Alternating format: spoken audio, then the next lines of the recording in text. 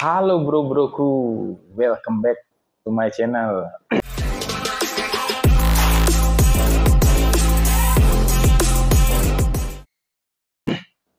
Nah ini buat mau bikin video lagi tentang Matic.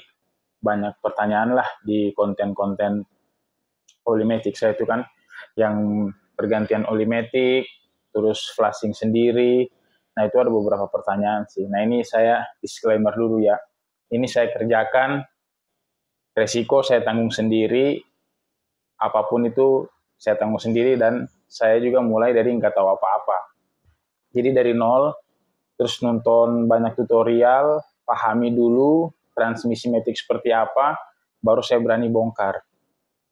Jadi untuk di awal saya saranin teman-teman kalau mau misalnya maintenance mobil di rumah sendiri, banyak-banyakin referensi, lihat Google, lihat YouTube, terus pastikan memang kunci-kunci apa aja yang dipakai sih. Nah, kita lanjut ke pertanyaannya sih. Ada beberapa pertanyaan, ini kayak standar 40.000 untuk kuras oli Matic itu kan 40.000 kita kuras. Nah, kalau ganti filter dan buka karter itu di kilometer berapa, Bang? Nah, itu kalau saya sendiri untuk ganti filter sama buka karter itu paling di 80.000 atau di 100.000. Atau ya 3 tahun, 4 tahun sekali kita bongkar karter, bersihkan filter Matic, itu menurut saya oke ya. Tapi di garis bawahi, di 100 atau 80.000 itu kita harus rutin ganti oli Matic-nya. Kayak tadi tiap 40.000 kita wajib ganti, atau kalau mau gampang, nggak mau buka karternya, di 10.000 ganti aja oli Matic-nya, cuman buka oli tap bawahnya itu, masukin yang keluar berapa ya udah masukin oli Matic seberapa yang keluar. Nah itu tiap 10.000 kalian lakuin itu.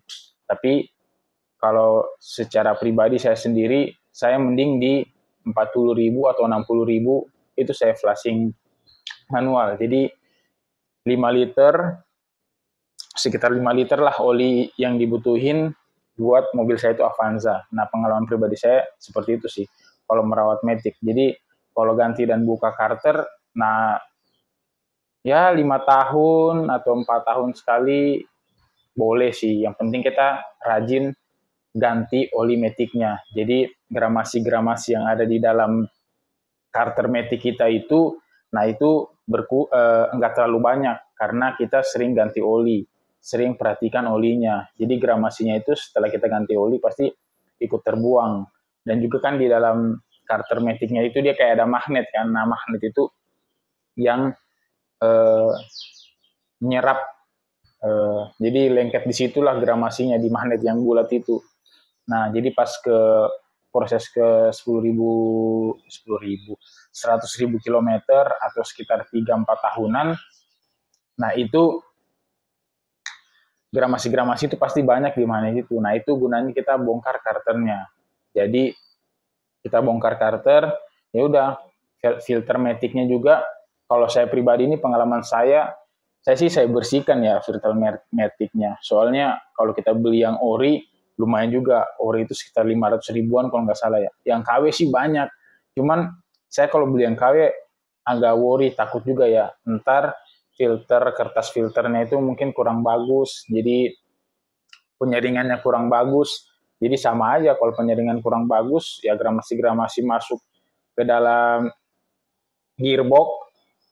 Nah, sama aja cepat rusak juga Matic. Mending kalau mau ganti, sekalian ganti yang ori. Tapi kalau enggak, ori bawaan mobil itu bisa kita bersihin juga sih. Itu di konten-konten saya, kalian bisa lihat, itu saya bersihin pakai Pertalite aja. Sampai sekarang itu mobil yang masih oke aja transmisinya sih. Terus juga masih responsif juga.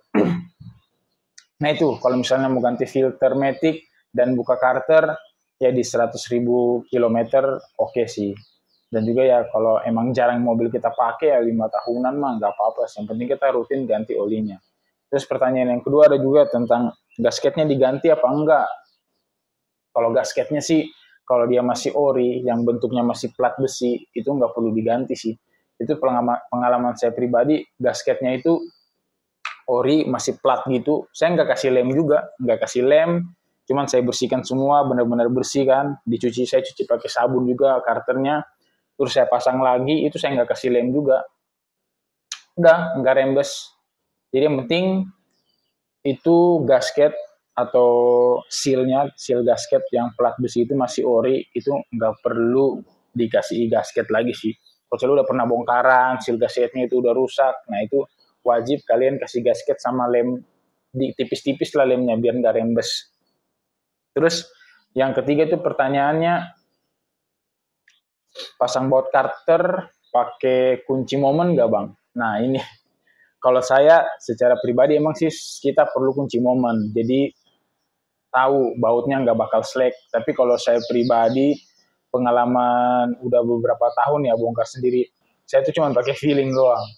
Jadi pertama kalau saran saya kalau kita mau kerjakan di rumah sendiri, pasang baut karternya semua dikunci dulu pakai tangan, baut-bautnya diputar pakai tangan semua sambil pulang kan, putar pakai tangan semua baut-bautnya.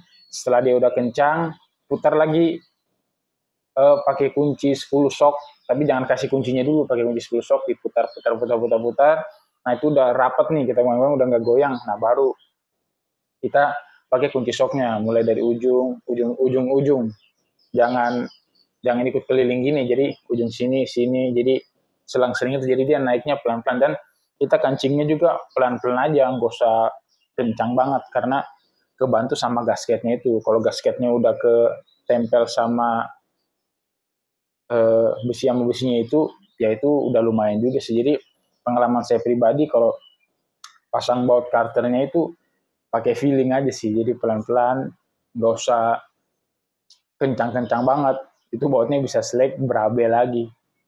Nah jadi itu sih, ada beberapa pertanyaan ya juga biasa banyak kayak apa namanya, untuk kapasitas oli metiknya berapa. Nah itu kalian bisa lihat di internet banyak sih. Terus kalau kalian punya mobil dari baru ya udah buka aja manual booknya, di situ ada.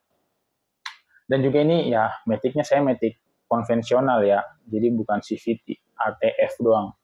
Jadi kalau CVT ya beda lagi sih cara perawatannya sih. Nah kalau untuk saya pribadi, untuk perawatan metiknya itu ya seperti itu. Saya sih di tiap 50.000 atau 60.000 pasti saya flashing manual tuh oli metiknya, ganti semua. Dan saya pakai Shell, dan juga belinya langsung di SPBU-nya aja biar nggak kena oli palsu.